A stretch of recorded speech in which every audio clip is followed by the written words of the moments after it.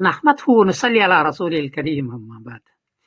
ये 100 साल कैलेंडर किसी ने भेजा है, उसमें 20 मार्च बरोज जुमा को ईद उल फित्र लिखा हुआ है। तो लोगों ने पूछा है कि क्या 20 मार्च बरोज जुमा को ईद उल फित्र हो जाएगी? जवाबन अर्ज है कि कायदा यह है कि चांद की ऊंचाई हो 10 डिग्री और उम्र हो 20 घंटे तो चांद नजर आता है, इससे पहले चांद नजर नहीं आता है। और आपके यहाँ सूरत हाल है कि 19 मार्च बरोज जुमेरात को चांद की ऊंचाई सिर्फ 5 डिग्री पूरे खित्ते में, और उम्र है 11 घंटे 56 मिनट, इसलिए चांद नजर नहीं आएगा। ऐसा लगता है कि इस कैलेंडर को किसी ने इस तरह बनाया है कि न्यू मून का टाइम ले लिया है, वो मिलता है 100 साल का मिलता है, मेरे पास भी है, और उस पर 11 घंटे 12 घंटे सेट कर दिया है, फिर कैलेंडर बना दिया है।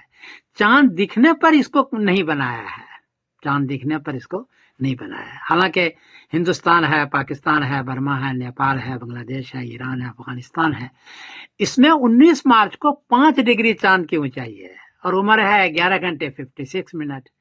10 डिग्री भी नहीं है, उम्र 20 घंटे नहीं है, इसलिए 19 मार्च बरोज जुमेरात को चांद नजर नहीं आएगा।